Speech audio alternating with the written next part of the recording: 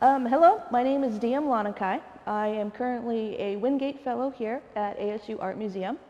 I have been excited for Liz's show because of my own personal background. I currently am a graduate student here working in art history at ASU. And during my course as a graduate student, I got to see Liz give us a lecture about her show. And for me, what made it so exciting was the fact that my own background is that I am a ASC certified master technician. I've worked in the automotive field for over 20 years, as not only as a technician, which means I work on cars, also as a service advisor and a parts consultant. Because I am a graduate student here at ASU and I am also teaching automotive at the same time, this is the most exciting time for me to be able to explore both sides, almost like two hemispheres of my brain, and mirror the two together. So Liz's show has given me the opportunity in which to do this. Now, as I'm going through Liz's show and learning how she has put together this vehicle, all it's done is make me even more excited, because for me, a vehicle is the most majestic type of machinery out there. I look at all kinds of different machinery and I can appreciate the knowledge and engineering that goes into it. But when you build a machine from scratch, this is not taking a vehicle and going, I'm just going to add a little bit here and a little bit there. This is actually a ground up installation of a vehicle, not just taking pieces and bits, but actually taking a concept. And with that concept, you're creating the vehicle pretty much from scratch, no different than if you're creating a painting. You're going to go ahead and have this concept, make the sketch, and then put the oils on the canvas. It's the same thing with this vehicle. And with this vehicle, we can actually explore the different concepts that she put together. So for us, in the automotive field, to us, this is not a custom car. This is not an art car. This is a concept car. So when manufacturers first begin putting cars out before a new model comes out, the designers have to go through, come up with these concepts, work with industry professionals and designers and engineers in order to create this concept, and it's usually a one-off, and that's exactly what Liz has created here. For me, the heart of this vehicle is the engine. So I'm going to open the hood here. We can take a look at what is the heart of the vehicle. Liz has gone through and drawn upon her hot rod legacy by installing a Chevy small block 350 cubic inch V8 8-cylinder engine into her Trabant. So if you think about a riding lawnmower, you're putting about 40 to 60 horsepower to ride around on. When the Trabant was first created, that's about the same amount of horsepower that was putting out, except in a riding lawnmower you got one person. The Trabant, you're putting 4 people in to ride around in. When you put a 350 in here, you're looking around in the neighborhoods of 300 horses. So when she went and created this, she wanted to put in here into the hot rod culture by building a performance engine. As we can see with the Edelbrock carburetor, it's a 4-barrel carburetor that feeds fuel into this engine. And then she goes and brings it a step up by using stainless steel. Stainless steel is the best item to use. Not only does it look pretty, but it has a higher pressure so that it doesn't matter what you do with it, it's less likely to break down on you. She has this custom 4-core radiator built specifically for this vehicle. So this way, this engine, no matter where you're going or what you're doing, there's not going to be any issues with it overheating. Now the other thing that I find most exciting about this vehicle is that she, drawing upon the El Camino culture, which is more a hot rod culture than pretty much thinking of it as a sedan. When the El Camino first came out, it was not very successful because they were marketing to the wrong market. As soon as they put the 350 into the El Camino and you were able to use more horsepower and they redesigned it in the second generation, that's when the El Camino really took off. And so we have the hot rod underneath the hood. So in the hot rod culture, if you have a really small car with a large engine, then that's more of a sleeper vehicle. In other words, you do not expect this vehicle to have that kind of horsepower. The lowrider culture is opposite of hot rod culture, which is all about speed. How fast can we go? How much horsepower can we have?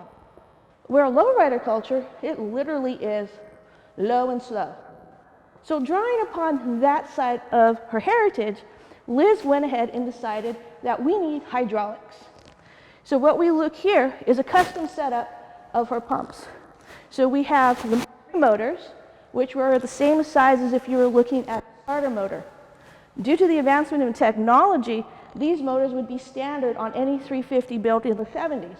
Let's see, the 350 came out in 1968, so this would be the standard type of electric motor that you would see on the actual engine itself.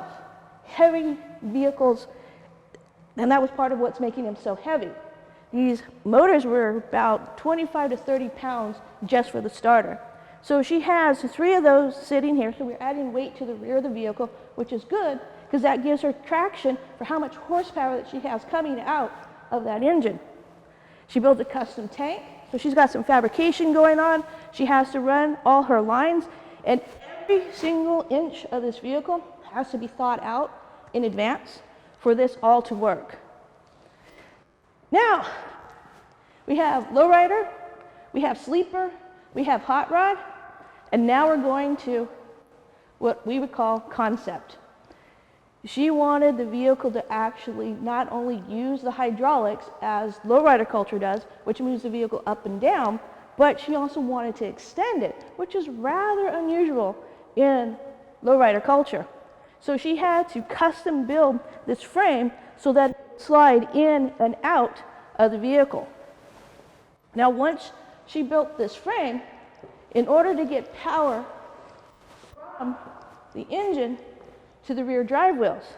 So your powertrain, you have your engine, the power goes through the transmission, through the drive line, it's split in the differential and out to each wheel. Well, when you extend the vehicle, how is that power moving from the engine to the rear differential? Well, that's where you have to have a drive line that can move. The most marvelous feat of engineering on this vehicle for me as an automotive person is the drive line. For the drive line to work, it has to be balanced. If it's not balanced, because if you think about it, if you're spinning around and you fall off balance, you fall over. Well, the same idea with the drive line. Since it's moving at such a high rate of speed as it's spinning, or RPM, revolutions per minute, it needs to be perfectly balanced.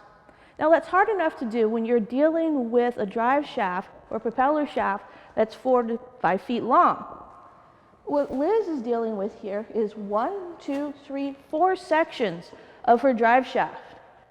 Now, each individual section has to be balanced, so this way that each section can rotate without any vibration. Then after you get all that done, then you have to put it all together and make sure the whole assembly rotates without any vibration for 4 sections. And after you do all that, as the car comes apart with the hydraulics based upon her 2 rams, she has to make sure that once it apart, it is also balanced as each section is elongated. For me, that is so amazing. Half the time, we can't even get people to balance tires correctly so that they don't work without vibration. That being able to do a whole drive shaft for a vehicle that is balanced when it's closed or collapsed, and when it's expanded, it still is in balance. For me, that is just marvelous. You have to work with engineers, you have to work with designers, in addition to industry professionals that actually can machine this type of drive shaft. For me, it is spectacular. And then we have to deal with hydraulics. So she has 2 large hydraulic rams here. Believe it or not, hydraulics are actually very common. Every time you open a door, or even your screen door, and you open it up and it very slowly closes, that's the hydraulic cylinder above you. People think that pumping on your brakes or using your steering, that's the only type of hydraulics. Well, actually, every time you open up your trunk and it stays up, that's another form of hydraulics. So what we've done, or I say what she's done with hydraulics, or what you can do with hydraulics, is actually expand it to whatever you can create. Whether we're dealing with large machinery, or we can take a vehicle, have it raise up in the back, raise up in the rear, or raise up in the front and then drop down, or actually extend it. So as long as you have the right cylinders and you understand the concept of how hydraulics work, you can make them do anything you wish. What's so exciting about this one is she has a double acting cylinder here. So we have the cylinder and we have the ram, and then there's a piston on the inside that allows the pumps to move the fluid forward or to move the fluid back, and allowing her to move this back and forth. So we have this moving component on this vehicle. So you have to think about, where's my electrical wires at? So you have to have enough room for that. So that's a lot of planning. And then you have to think, well, I need brakes in the back, and now that I've extended it, so you have to think about hydraulic wiring. And then you're like, well, how do I get the fluid from the front to the back if I have it extended? Well, then you have to think about, how am I going to run the plumbing for the hydraulics? So every single step that she has done has had to be planned out. Much like when you start off with a sketch, you have a concept of it, but as you go through, things change, things modify, because you may think this is going to work this way and it doesn't, and then you have to change things for it to be modified, and then this way it works that way.